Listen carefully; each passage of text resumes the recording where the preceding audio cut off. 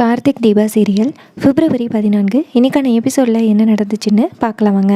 அதுக்கு முன்னாடி நம்ம சேனலை சப்ஸ்கிரைப் பண்ணாமல் பார்க்குறவங்க மறக்காமல் சப்ஸ்கிரைப் பண்ணிக்கோங்க. எபிசோடில் என்ன நடக்குதுன்னா, நம்ம ரூபாவும் கோகிலாவும் சேர்ந்து கார்த்தியோட ஆஃபீஸ் வாசலில் நிற்கிறாங்க. கோகிலா கேட்குறாங்க, இப்போ எதுக்கு நம்ம இங்கே வந்திருக்கோம் அப்படின்னு.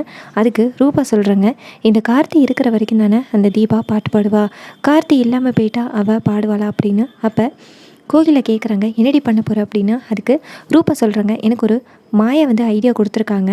என்னென்னா, கார்த்தியோட ஆஃபீஸில் நம்ம பணத்தை வச்சிட்டோம்னா இன்கம் டேக்ஸ் ஆஃபீஸர்ஸை கூப்பிட்டு கார்த்தியை அரெஸ்ட் பண்ண வச்சிடலாம்ல அப்படின்னு. இதை கேட்டுட்டு கோகிலா கேட்குறாங்க, பணத்தை வைக்கணுமாடி அப்படின்னு. அதுக்கு ரூபா சொல்கிறாங்க, இங்கே பாரு, பணத்தை பார்த்தீங்கன்னா அப்புறம் தீபா பாட்டு பாடிடுவா, நம்ம அசிங்கப்படுவோம் அப்படின்னு.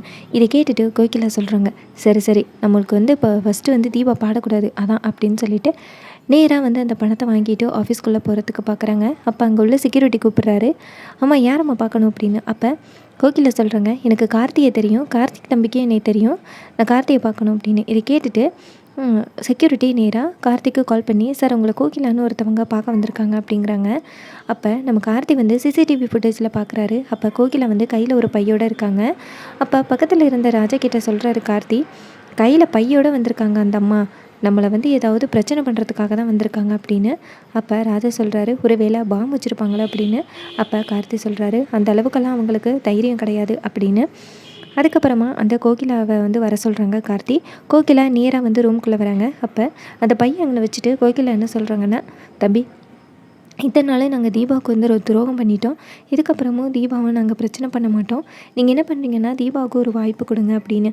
இது கேட்டுட்டு அந்த கார்த்தியும் சரி நாங்கள் பார்த்துக்குறோம் அப்படின்னு சொல்கிறாங்க. அப்போ அந்த கோகிலா அந்த பையை வச்சுட்டு அந்த இடத்துலேருந்து போக பார்க்குறாங்க. அப்போ கார்த்தி இந்த பையை எடுத்துகிட்டு போங்க, இதை தானே நீங்கள் கொண்டு வந்தீங்க அப்படின்னு. உடனே கோகிலாவும் சரி அப்படின்னு சொல்லிட்டு அந்த பையை எடுத்துகிட்டு போகிறாங்க. நேராக பாத்ரூம்குள்ளே போயிட்டு அந்த பையை ஒளிய வச்சுட்டு வெளியில் வராங்க.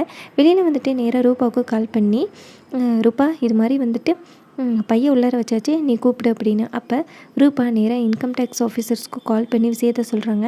இதை கேட்டுட்டு அவங்களும் நேராக வராங்க. நேராக கார்த்தியோட ஆஃபீஸை செக் பண்ணுறதுக்கு வராங்க. கார்த்தி சொல்கிறாரு, நீங்கள் செக் பண்ணிக்கிடுங்க எங்கே வேணாலும் அப்படின்னு. இதை கேட்டுட்டு அவங்களும் செக் பண்ணுறாங்க. பார்த்தா என்ன நடக்குதுன்னா, எங்கேயுமே இல்லை.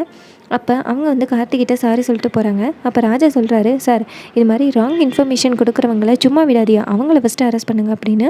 அப்போ கோகிலா திருன்னு முழிக்கிறாங்க. அதுக்கப்புறமா கோகிலா வெளியில் நேராக ரூபாட்ட சொல்கிறாங்க, உள்ளார பணம் இல்லடி, எங்கே போணுச்சுன்னு தெரியல அப்படின்னு. அந்த நேரம் பார்த்து யார் வராங்கன்னா கார்த்தி வராரு. கார்த்தி அந்த பணத்தை காமிக்கிறாரு. அப்போ கோகிலா சொல்கிறாங்க, தம்பி ஏதோ தப்பு பண்ணிட்டோம், தயவு செஞ்சு எங்களை மன்னிச்சுட்டு அந்த பணத்தை கொடு தம்பி அப்படின்னு. ஆனால் கார்த்தி சொல்கிறாரு, பணத்தை எல்லாம் கொடுக்க முடியாது, இது நீங்கள் இத்தனை நாள் செஞ்சு தப்புக்கு பிராய்ச்சித்தமாக நான் அனாதை ஆசிரமத்துக்கு கொடுக்குறேன் அப்படின்னு. அதுக்கு ரூபா சொல்கிறாங்க, நீ என்ன பண்ணாலும் தீபா கண்டிப்பாக ஒரு நாளைக்கு பாட மாட்டா அப்படின்னு. இதை கேட்டுட்டு கார்த்தி சொல்கிறாரு, அதையும் பார்த்துடலாமே அப்படின்னு சொல்லிட்டு போகிறாரு.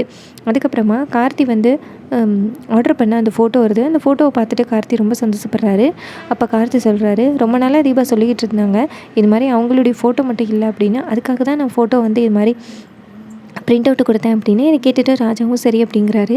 அதுக்கப்புறமா கார்த்தி நேராக வீட்டுக்கு வரும்பொழுது அபிராமி கேட்குறாங்க, என்னப்பா இது மாதிரி ரோட்டில் எல்லாம் நின்று சண்டை போடுறியாம்ல, இதெல்லாம் நம்ம குடும்பத்துக்கு கரெக்டாக வருமாப்பா அப்படின்னு. அதுக்கு கார்த்தி சொல்கிறாரு, அம்மா ஒருவேளை கான்சர்ட் நடக்கலைன்னா யாருக்குமா கெட்ட பேர், நமக்கு தானே கெட்ட பேர், அதனால தான் நான் இப்படியாவது கான்சர்ட் நடக்கணும்னு போராடினேன் அப்படின்னு.